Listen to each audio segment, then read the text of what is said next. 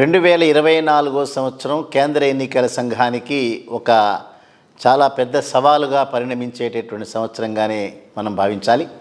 ఎందుకంటే సార్వత్రిక ఎన్నికల సమరం అనేటటువంటిది ఆల్మోస్ట్ అన్ని రాష్ట్రాల్లో కూడా మొదలైనటువంటి సందర్భంలో రాబోయేటటువంటి రోజుల్లో 542 పార్లమెంటు స్థానాలకి ఎన్నికలు కాకుండా ఆంధ్రప్రదేశ్, అరుణాచల్ ప్రదేశ్, సిక్కిం లాంటి రాష్ట్రాలలో కూడా శాసనసభకి ఎన్నికలు జరుగుతున్నటువంటి సందర్భంలో కేంద్ర ఎన్నికల సంఘం వీటన్నిటి మీద చాలా తీవ్రంగా దృష్టి పెట్టడమే కాకుండా రాబోయేటటువంటి ఎన్నికల్ని ఏ రకంగా ముగించాలి అనేటటువంటి వాటి మీద ఒక చాలా స్పష్టమైనటువంటి ప్రణాళిక ఏర్పరచుకున్నట్లుగా మనకి సమాచారం వచ్చింది.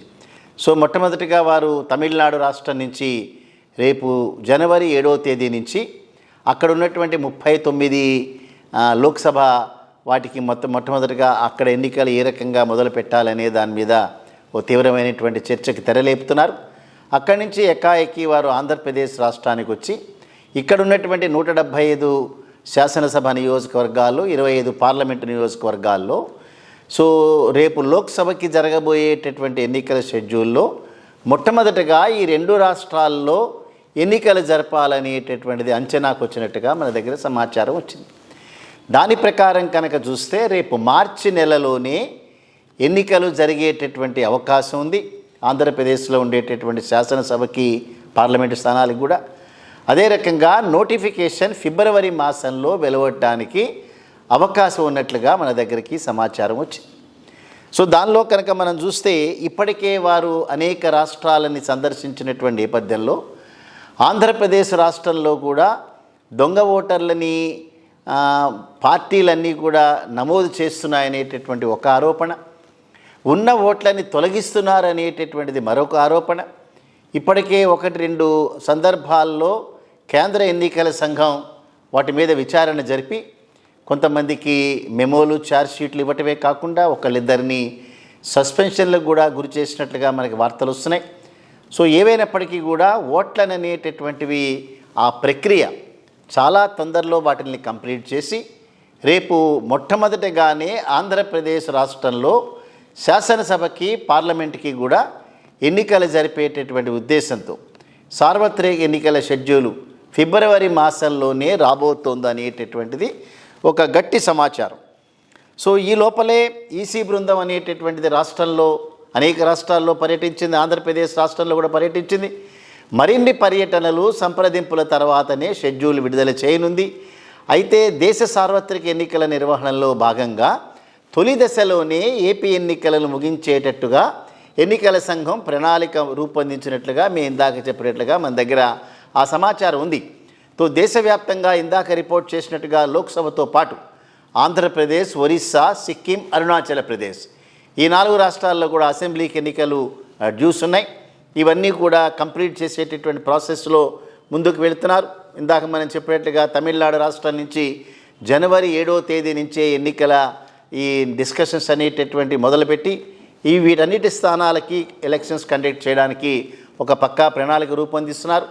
2019లో జరిగినటువంటి ఎన్నికల్లో కనుక మనం చూస్తే ఆంధ్రప్రదేశ్ రాష్ట్ర శాసనసభకి అదే రకంగా పార్లమెంటుకి జరిగినటువంటి ఎన్నికల్లో ఏప్రిల్ 11వ తేదీన ప్రారంభమై మే 19వ తేదీ వరకు కూడా లోక్సభ, పలు రాష్ట్రాల అసెంబ్లీ ఎన్నికల షెడ్యూల్లో జరిగి దీంతో 24 ఎన్నికల్లో కూడా 6 లేదా 7 విడతల్లో వీటిని కంప్లీట్ చేయాలనేటటువంటి సమాచారం మన దగ్గరికి వచ్చింది.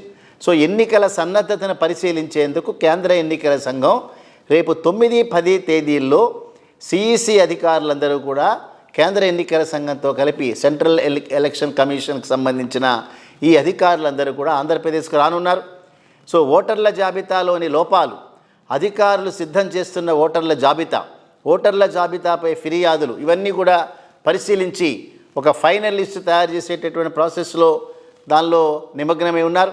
క్షేత్రస్థాయిలో వాటిని పూర్తిగా పరిశీలిస్తూ జిల్లా కలెక్టర్లు, ఎస్పీలతో కూడా వీరందరూ భేటీ అవటమే కాకుండా రాష్ట్ర ప్రధాన ఎన్నికల అధికారితో కూడా చర్చించిన తర్వాత ఒక రకమైనటువంటి సూచనలు ఇచ్చి ఆ తొలి దశలోనే ఆంధ్రప్రదేశ్లో ఎన్నికలను కంప్లీట్ చేసేటట్టుగా ఒక ప్రణాళికను రూపొందించబోతున్నారు. అందుకని జగన్మోహన్ రెడ్డి గారు వారి యొక్క నియోజకవర్గాల ఇన్ఛార్జీలు అనేటటువంటి పేరుతో ఇప్పటికే దాదాపుగా 35 నియోజకవర్గాల్లో అభ్యర్థులను మార్పు చేయటం కానీ, అదే రకంగా అభ్యర్థుల యొక్క కొత్త అభ్యర్థులను వెతుక్కోవటం ఇవన్నీ కూడా కంప్లీట్ చేశారు. 1-2 రోజుల్లో మిగతా నియోజకవర్గాల్లో కూడా వారి యొక్క అభ్యర్థుల జాబితా తయారై బహుశా సంక్రాంతి పండగ తర్వాత ఉత్తరాయణ కాలం ఎప్పుడైతే ప్రవేశిస్తుందో ఆ కాలంలో వైసీపీ పార్టీకి సంబంధించినటువంటి వారి అసెంబ్లీ అభ్యర్థులు, లోక్సభ అభ్యర్థులందరూ కూడా ప్రజల్లో తిరిగేటటువంటి ఏర్పాట్లను వాళ్ళు ఆల్రెడీ చేసేసినారు. సో రాష్ట్రంలో జరిగేటటువంటి పొత్తులు, ఎన్నికలు, రకరకాల కార్యక్రమాలు ఇవన్నీ కూడా ఉండనే ఉన్నాయి. సో తెలుగుదేశం పార్టీ, జనసేన ఇప్పటికే పొత్తును డిక్లేర్ చేసిన సందర్భంలో వారి యొక్క అభ్యర్థుల వివరాలు, అదే రకంగా వారు కంటెస్ట్ చేసేటటువంటి నియోజకవర్గాల వివరాలు, వీటితో వాళ్ళు కూడా తలమునికలై ఉన్నారు. ఏవైనప్పటికీ కూడా రేపు 542 పార్లమెంటు స్థానాలతో పాటుగా 4 రాష్ట్రాలకి జరగబోయేటటువంటి ఎన్నికల యొక్క తొలి దశ అనేటటువంటి దానిలోనే ఆంధ్రప్రదేశ్లో జరిగే అవకాశాలు ఉన్నాయి. ఆంధ్రప్రదేశ్లో కూడా మార్చి 3వ వారంలో ఎన్నికలు జరగడానికి అవకాశాలతో పాటుగా ఫిబ్రవరి ఆఖరి వారంలోనే దీనికి సంబంధించినటువంటి షెడ్యూల్ వెలువడబోతోంది అనేటటువంటి సమాచారం అని ఉంది.